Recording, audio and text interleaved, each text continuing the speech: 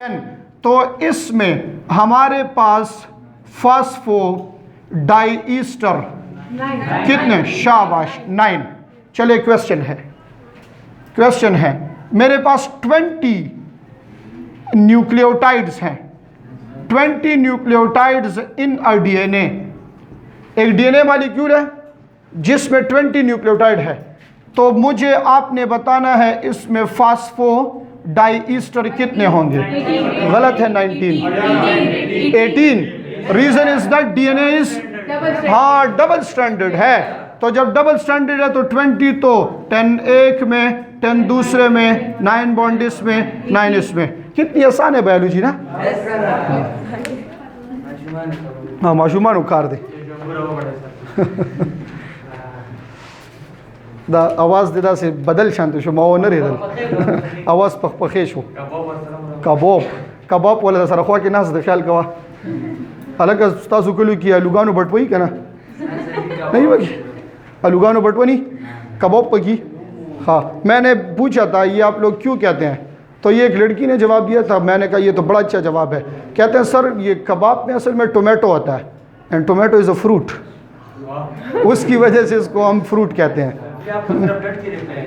हाँ नहीं ये होते हैं कुछ स्टूडेंट्स में थोड़ी सी कॉन्फिडेंट होती है और सर सो कुस्ता पेशान नहीं कहा आगे जाएं शाबाश।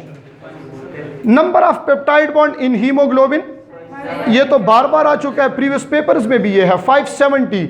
फार्मूला याद है? चले लिख लें, फार्मूला लिख लें। Number of amino acids minus number of chains, जितने चेन होंगे उसको माइनस करेंगे तो इससे नंबर ऑफ पेप्टाइड बॉन्ड बन जाएंगे। नंबर ऑफ पेप्टाइड बॉन्ड होंगे या पेप्टाइड होंगे? अच्छा पेप्टाइड। थोड़ा सा पिशावर से निकल के चारसद्दा की तरफ जाएं, फिर पेप्टाइड बॉन्ड 51 ना 51। Which of the following does not contain amino acid? किस में एमाइनो एसिड नहीं है? तो जो प्रोटीन है उसमें होगा, जो नॉन प्रोटीन है उसमें अमाइनो एसिड नहीं होगा। आपके एक्सरसाइज में क्वेश्चन लिखा है which of the following contain greater number of glycosidic linkage, greater number of glycosidic linkage. उसमें बस ये देखें जो पॉलीसेकेराइड है उसमें ग्लाइकोसाइडिक लिंकेज क्या होंगे? ज्यादा। मानो में कितने ग्लाइकोसाइडिक लिंकेज होंगे? नहीं होते। डाई में कितने होंगे? एक, और पॉली में ज्यादा। बायोएनर्जेटिक्स शुरू हो गया, तो अब जरा फोकस करें। टाइम कितना है हमारे पास? अच्छा है, अभी टाइम है, ये हो जाएगा। Which one of them use the energy of sunlight directly? इसका कंसेप्ट सीख लें। अक्सर लोग कहते हैं प्लांट तो सनलाइट से फूड बना के देता है। नहीं, प्लांट कार्बन डाइऑक्साइड से फूड बना के देता है, और उस कार्बन डाइऑक्साइड की फिक्सेशन के लिए भी जरूरी है एटीपी एंड NADPH2। तो असल में जो सनलाइट है, चले आसान है, आप इस सनलाइट को दे दे इस कार्बन डाइऑक्साइड को, क्या ये ग्लूकोज में फिक्स हो जाएगा? नहीं होगा। बट अगर ये सनलाइट कन्वर्ट हो एटीपी में, और एटीपी फिर इसको फिक्स करा सकता है ग्लूकोज में, तो याद कर ले सनलाइट भी डायरेक्ट यूज नहीं कर सकता, प्लांट भी डायरेक्ट यूज नहीं कर सकता सनलाइट। नन ऑफ दीज, सब इसको कन्वर्ट करेंगे। Synthesis of ATP in the process of light reaction is called photophosphorylation, substrate level या oxidative. Synthesis of ATP in the process of light reaction, photophosphorylation is correct.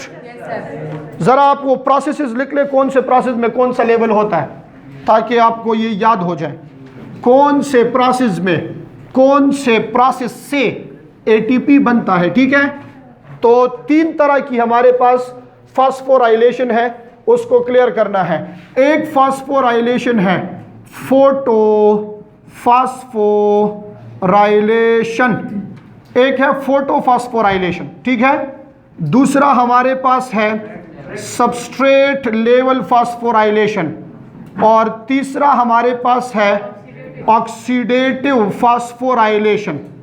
ठीक है, इसके अलावा तो कोई नहीं है। इसके अलावा दिस वन इज कीमोसिंथेसिस, इसमें उसको लेके आते हैं। मुझे बताएं इसके अलावा कोई है? चले पहले ये 3 क्लियर करते हैं। ये फोटोफॉस्फोराइलेशन होगा कौन से रिएक्शन में? लाइट रिएक्शन में। फिर लाइट में दोनों में ये होता है। अगर साइक्लिक है तो साइक्लिक फोटोफॉस्फोराइलेशन, नॉन साइक्लिक है तो नॉन साइक्लिक। मुझे आंसर दें, डार्क रिएक्शन में इन तीनों में से कौन सा होगा? डार्क रिएक्शन में, डार्क रिएक्शन में दो रिस्पायरेशन में होते हैं, ये फोटोसिंथेसिस में। मुझे इसका आंसर चाहिए, डार्क रिएक्शन में इन तीनों में से कौन सा होता है?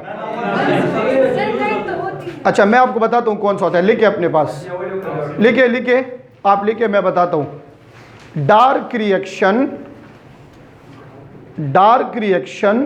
Is ATP using process, not producing. Dark reaction is ATP using process, not producing. एक जगह पे प्रोड्यूस हो ही नहीं रहा तो क्या होगा? फिर तो तीनों में से कोई नहीं है ना। तो लिख ले, डार्क रिएक्शन ATP को यूज करता है, प्रोड्यूस तो नहीं करता, इसलिए इसमें डार्क रिएक्शन में कोई नहीं होता। अच्छा इधर देखें, शाबाश। सबस्ट्रेट लेवल कहाँ होगा? सबस्ट्रेट लेवल होता है ग्लाइकोलिसिस में, एंड सबस्ट्रेट लेवल होता है क्रेब्स साइकिल में, और ऑक्सीडेटिव होता है इलेक्ट्रॉन ट्रांसपोर्ट चेन में। ऑक्सीडेटिव ATP सिंथेसिस वो होगा जिसके लिए सोर्स ये होगा आपके पास ऑक्सीडेशन ऑफ कोएंजाइम। इसके लिए सोर्स क्या होगा? Oxidation of coenzyme. बात क्लियर हो गई है?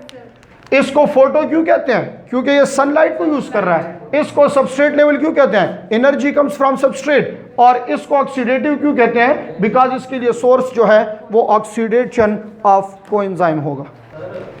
जी क्या होगा?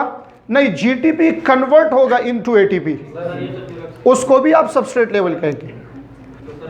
नहीं, क्यों ऑक्सीडेटिव? GTP बन रहा है सबस्ट्रेट की वजह से बन रहा है, तो वो सिंथेसिस ऑफ GTP तो सबस्ट्रेट की वजह से हो रहा है, वो भी सबस्ट्रेट लेवल है। जी कौन सा क्या होगा? ये ऑक्सीडेटिव, ऑक्सीडेटिव ज्यादा दे रहा है, 32 ATPs दे रहा है आपको। नेट गेन फिर 30 पे पहुंच जाता है आप इस बाद में।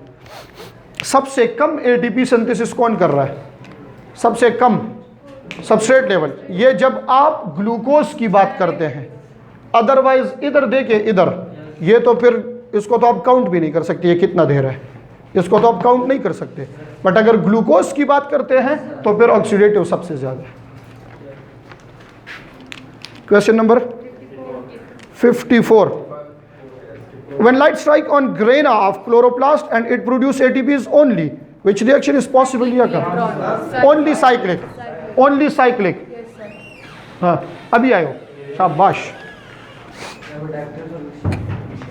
देवा डॉक्टर जुड़ी की खुद देवा अस्पताल तम लेट जी, लेट डॉक्टर भाई। ये दरवाज़ा बंद करें ज़रा।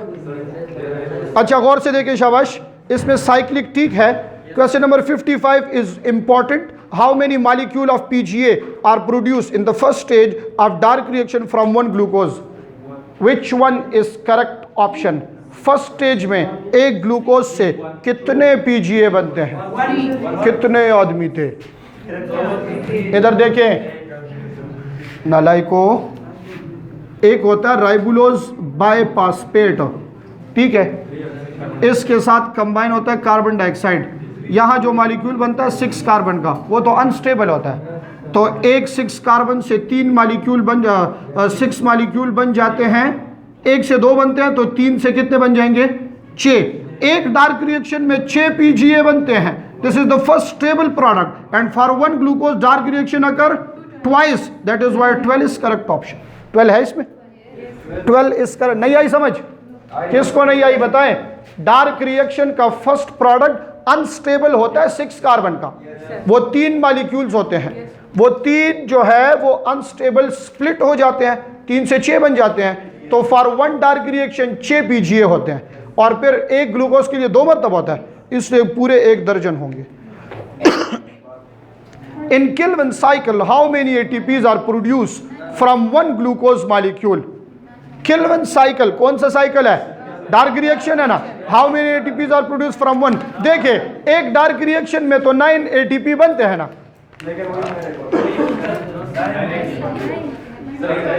जरा आप लोग अपना जहन इधर लेके आए, बाहर कर रहे हैं। Correct option none of these.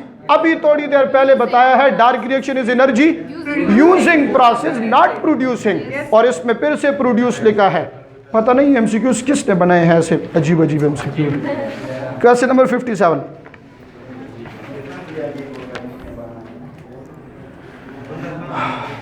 number of NADH2 form in Krebs cycle from one glucose. शाबाश, 6 is correct. Succinate into fumarate dash form.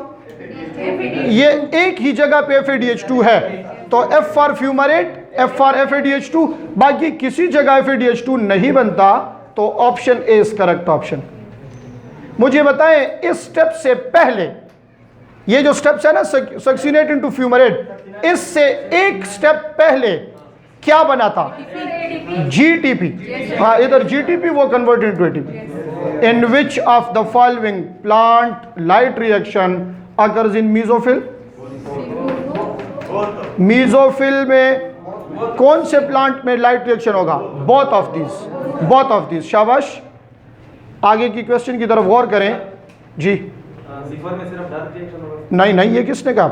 C4 में असल में 2 सेल होते हैं, मीजोफिल भी होता है, बंडल शीट भी होता है। तो लाइट रिएक्शन मीजोफिल में हो जाएगा और डार्क रिएक्शन बंडल शीट में होगा। हाँ, डार्क रिएक्शन बंडल शीट में होगा। इन विच ऑफ द फॉलोइंग, ये हो गया। ड्यूरिंग C4 फोटोसिंथेसिस एंजाइम पिप को एक्ट एज ऑक्सीजनेज या कार्बोक्सिलेज?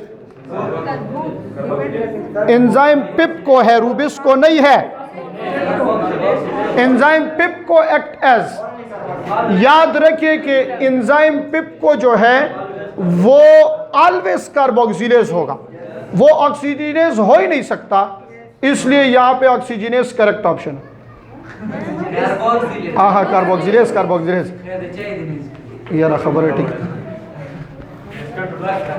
सबरों को उसदा तड़े शेवेन चुप करें। सालिमा, सालिमा नूर हो पोई बस करना, और सर में दर्द सुशाबा छे आओ।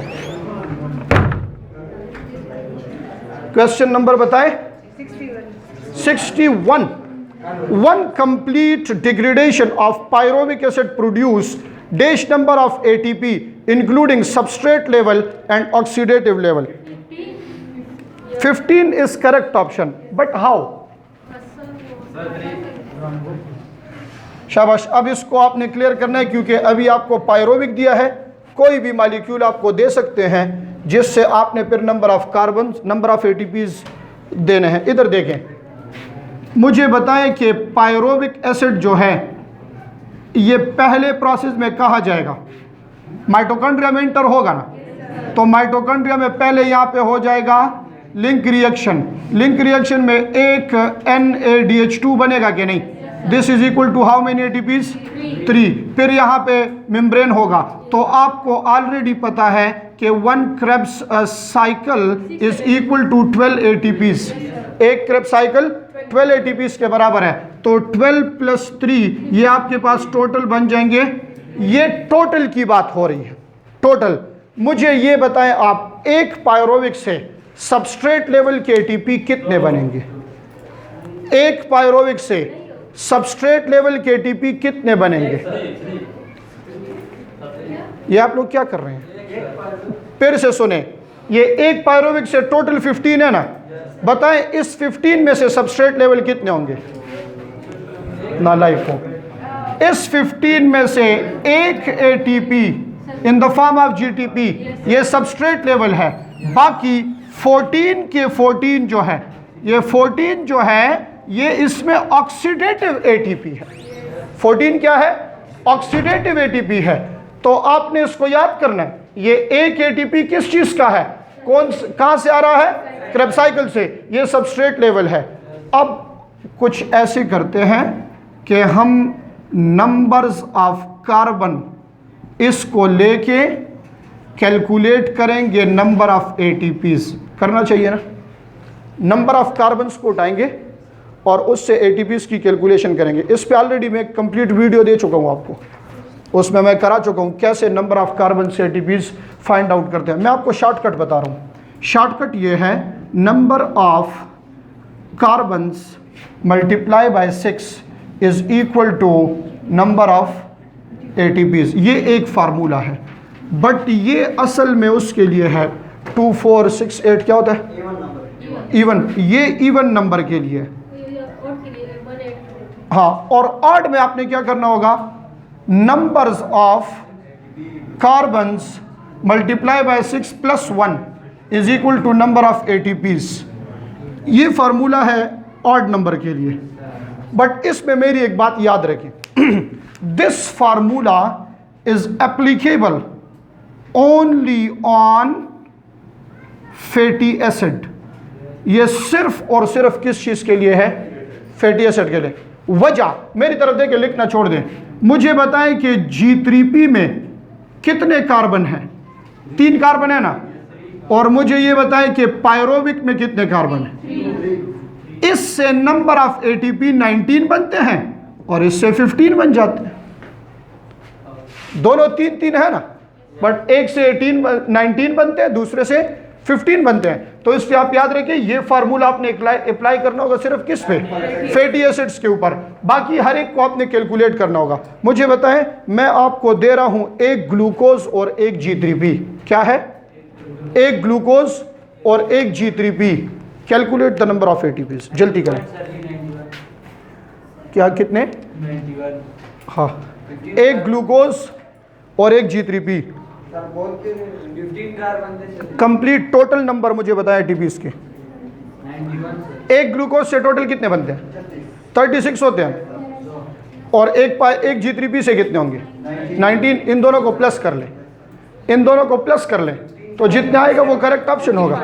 ये तो आसान है, बट सिर्फ आपने ये याद करना है कि जब भी आपको number of carbon in A fatty acid दिया गया हो, आपने ये फार्मूला अप्लाई करना है। ठीक है, ऑड है तो अलग फार्मूला, इवन है तो अलग।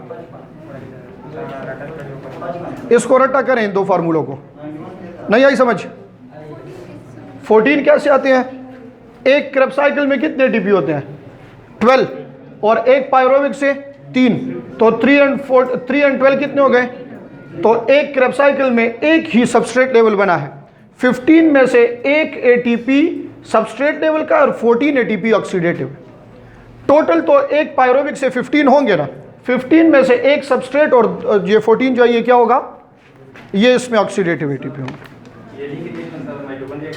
बिल्कुल माइटोकॉन्ड्रिया के अंदर होगा। जो आउटर मेम्ब्रेन है उससे जैसे ही पायरोविक इंटर होगा तो वहाँ पे एक कार्बन डाइऑक्साइड रिलीज होगा और उससे एक NADH2 बन जाएगा। Question number 62, NADH2 of cytosol can produce a net gain of net, शाबाश, 2 ATPs, क्योंकि एक NADH2 3 ATP के बराबर है। और जब इस माइटोकॉन्ड्रिया में ये NADH2 गुजरता है तो यहाँ एक ATP यूज होगा कि नहीं, ये ATP टैक्स दे रहा है, ये एक्टिव ट्रांसपोर्ट है। क्या है, विच ऑफ द फॉलोइंग, मेरी बात गौर से सुने, कौन सा इन दोनों में से एक्टिव ट्रांसपोर्ट के थ्रू इंटर होगा माइटोकॉन्ड्रिया में, पायरोविक एसिड या NADH2। NADH2 पायरोविक के लिए परमिएबल है वो। For synthesis of ATP in electron transport chain of aerobic respiration, hydrogen must be passed from, एक मॉलिक्यूल होता है called ATP synthesis, उससे ये पास होगा। बट क्वेश्चन ये है कि ये ATP synthesis कहाँ है, तब आपको समझ आएगी। डी में क्या लिखा है, फ्रॉम इंटर टू इनर। इधर मेरी तरफ देखिए, बहुत आसान है। ये आपके पास वो वाला मेम्ब्रेन है और ये इसमें वो है, और ये वो वाला मेम्ब्रेन है, मतलब ये आउटर है और ये क्या है, इनर है, और ये इन दोनों के दरमियान वो वाला स्पेस है, मतलब इंटर मेम्ब्रेन स्पेस। तो असल में ये जो मेम्ब्रेन, ये वाला पूरा मेम्ब्रेन है। अब ज़्यादा नहीं ड्रा कर सकता। हाइड्रोजन यहाँ होते हैं, ये हाइड्रोजन यहाँ आएंगे, इंटर मेम्ब्रेन स्पेस में है ना, ये इंटर मेम्ब्रेन स्पेस है कि नहीं। तो एटीपी बनने के लिए इसको ज़रूरी है गुजरना यहाँ से, फ्रॉम इंटर टू इनर। ये करेक्ट ऑप्शन है। प्रोटॉन ग्रेडियंट डेवलप्स, एक्सरसाइज में भी क्वेश्चन है ना। if light reaction synthesize 36 ATPs and 24 NADPH2, how many glucose can be synthesized in dark reaction? नहीं, क्यों ना? इधर देखिए, इधर ATPs कितने हैं? इधर देखिए गौर से, ATPs कितने हैं? 36 और 12 क्या है? 24 है। 24 NADH2 है। ये ऐसे वैसे MCQs तो नहीं है कि बस डायरेक्ट सॉल्व कर ले, और हर जगह पे नन ठीक नहीं होता। इधर मेरी तरफ देखें, ये लाइट रिएक्शन में ये दो चीजें बनी है। Dark reaction depend upon these two. Dark reaction light reaction पे डिपेंडेंट नहीं है, बट लाइट रिएक्शन के प्रोडक्ट पे डिपेंडेंट है। एक डार्क रिएक्शन को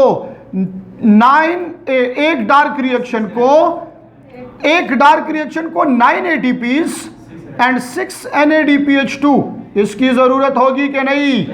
तो एक ग्लूकोज के लिए डार्क रिएक्शन कितनी मरतबा होता है? 2 मरतबा। क्वेश्चन में 2 मेंशन है, क्वेश्चन में 36 और 24 मेंशन है। इससे आपके पास 4 डार्क रिएक्शन हो सकते हैं, और 4 डार्क रिएक्शन जब होंगे तो कितने ग्लूकोज बनेंगे? 2 ग्लूकोज इज करेक्ट ऑप्शन। किसको नहीं आई समझ? For 1 dark reaction 9 ATPs and 6 NADPH2 are required, और यहां आपके पास 36 एंड 24 है, तो इससे आप कितने डार्क रिएक्शन करा सकते हैं? 4। शर्त यह है कि 12 कार्बन डाइऑक्साइड हो, 12 कार्बन डाइऑक्साइड मौजूद हो, तो फिर आप इससे 4 डार्क रिएक्शन कर सकते हैं। 4 डार्क रिएक्शन के बदले में आपको 2 ग्लूकोज मिल जाएंगे। Question number G 9 ATPs and 6 NADPH2। इसको छोड़ दो, इसको छोड़ दो, है ही नहीं आपके कोर्स में। बट ये आ ही नहीं सकता MCQs में। बट मैं आपको इतना बता दूं कि ये 3 लाइट रिएक्शन मिनिमम जब आप कर लेना, 3 लाइट रिएक्शन, तो इससे आपको 9 ATPs एंड इससे आपको 6 NADPH2 ये मिल जाते हैं। वो कैसे? आपने कंसिडर करना होगा कि 1 लाइट रिएक्शन में 3 ATP और 2 NADPH2 बन रहे हैं। This is because of water. ये एक्यूरेट प्रूफ है इसका, बट आपके बुक में नहीं है। बुक में है ही नहीं 1, कहीं पे नहीं लिखा, कहीं पे पूरे दोनों बुक में मुझे बता दे कि लिखा है कि एक लाइट रिएक्शन में 1 ATP बनता है ही नहीं बुक। बता दें बुक में कहीं मुझे। क्या है नॉन साइक्लिक में? क्या लिखा है? कहाँ लिखा है? कहाँ? हाँ, बुक में लिखा ही नहीं है, और ये पॉसिबल ही नहीं है। मैं आपको आसान सी बात बताता हूँ, मैं आपको आसान सी बात बता रहा हूँ। आप 1 ATP बना दें, ठीक है? जब 1 ATP और 1 NADPH2 बनेगा, तो फिर आपके पास 9 लाइट रिएक्शन से 9 ATPs और 9 NADPH2 बनेंगे, और आपके लिए डार्क रिएक्शन में रिक्वायर्ड है 9 ATPs एंड 6 NADPH2। दोनों एट अ टाइम पॉसिबल एक नहीं है। उसका एक रीजन याद रखिए कि वाटर मॉलिक्यूल यहां आपको 2 इलेक्ट्रॉन्स दे रहा है। असल में बात उन इलेक्ट्रॉन्स की होती है और हाइड्रोजन्स की होती है। मुझे बताएं, जब वाटर स्प्लिट होता है, तो ये H2O ये हाइड्रोक्सिल प्लस हाइड्रोजन देता है कि नहीं?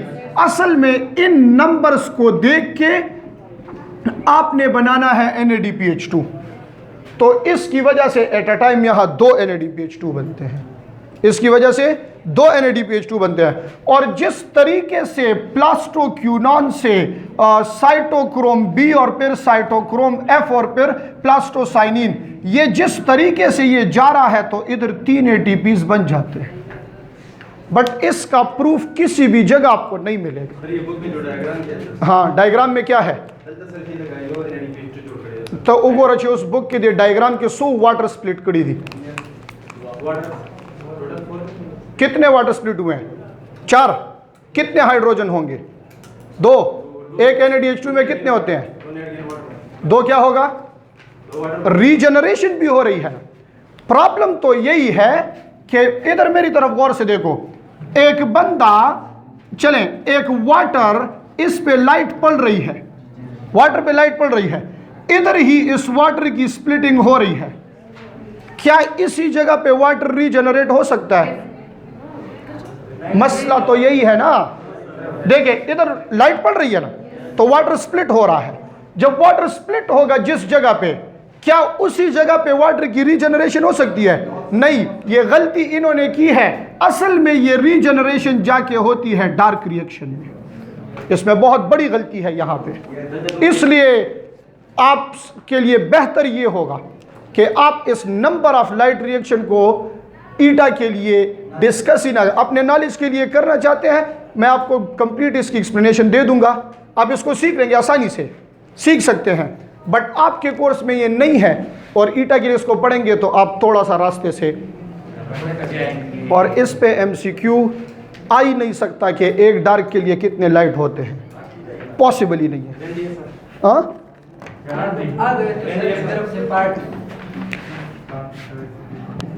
कितनी गारंटी है? ये लो, आ गया तो आके मुझसे अपनी क्लास के पैसे वापस ले लें, नहीं आया तो फिर दोबारा फीस जमा करानी होगी। नहीं, फिर एग्रीमेंट करते हैं ना, नहीं आया और अगर आप रिपीटर बने तो फिर जैसी आना होगा। हाँ बिल्कुल मैंने की, ये हो ही नहीं सकता, पॉसिबल ही नहीं, इस पे नहीं आ सकते। वो क्या करेगा? फायदा आवाम को मिलेगा, मैं भी आवाम में हूँ, फिक्र ना करें। क्वेश्चन कौन सा? क्लास के बाद आ जाओ, मैं करा दूंगा, नॉलेज के लिए अपने पास रख लो, पर हो नहीं सकता ये। 65 हो गया। Regeneration of 5G3P into 3 राइबोलोज biphosphate need dash ATP। कितने ATP रिक्वायर्ड होंगे? 5G3P बनाने हैं, 3 राइबोलोज बाइफॉस्फेट बनाने हैं 5G3P से।